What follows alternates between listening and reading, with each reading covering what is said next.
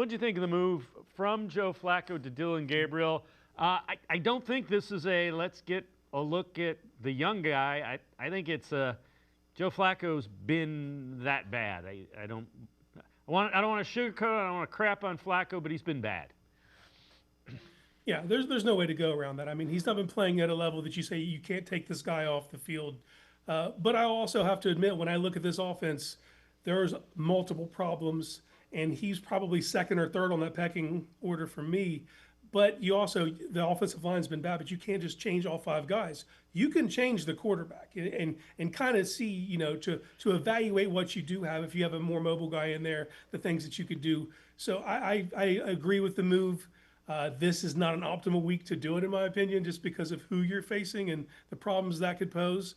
But this is, if you're not playing well enough, you are replaceable. And Joe Flacco was definitely playing at a replaceable level to see what you have going forward.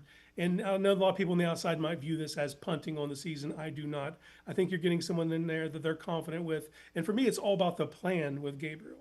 Just because if it's just a swap quarterback for quarterback and you're going to do everything the same as you were doing, I don't think your results are that much different. But he gives you such a different skill set. I think it ultimately looks different and gives you more options. That kind of goes right into my next question. What do you think it looks like with Gabriel? And then along with that, how do you minimize the crazy stuff that Brian Flores wants to do relative to blitzes and disguise coverages for a rookie? Well, I'll attack that first. I don't think there is a way to minimize what Brian Flores is going to throw at you. We're talking about he's got the most exotic blitz packages out of any DC in the league.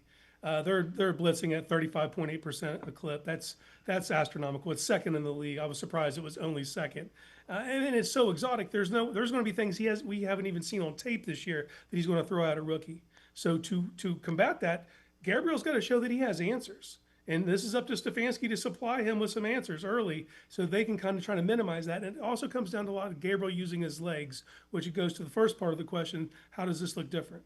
Well, you got to move the pocket. You're going to have to slide around. You have to not be a stationary target. And one thing we really haven't gotten to see so far this season is the bootleg section of Kevin Stefanski's playbook, which now becomes viable. Flacco was not able to operate that at this stage.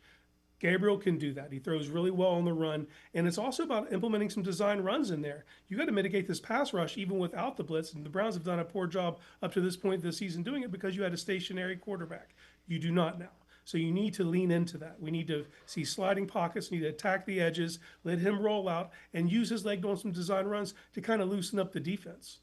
The other thing that it appears to me is you activated Corley. That's a guy, get the ball in his hands in space. You've got Fannin, guy, get the ball in his hands in space. And Njoku, guy, get the ball in his hands in space. So those bootlegs with little drags across and or levels seem to be things that you would put in play with the skill set that you have at receiver now. Yeah, you got some guys that have some yak ability. And then that's what it comes down to, because when you look at Gabriel in a vacuum, what is he? He's a point guard type of quarterback, not an elevator. He's a guy that needs to distribute the ball, facilitate, get the ball out quick, and let his playmakers do the brunt of the work with their legs.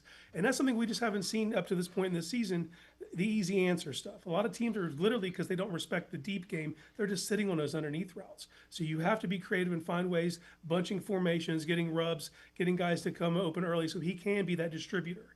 And for me, that's crucial. And I am very interested to see how they implement Corley. Coming out of the draft, when you look at Corley's skill set, everyone was kind of chasing the next Deebo Samuel. He's one of the rare guys that kind of has that body type, that kind of running mentality. So I wouldn't be surprised if you see him on some straight up just running plays, whether that's end arounds or just motion him into the backfield and see what he can do on a pitch or something, because he does give you that kind of ability.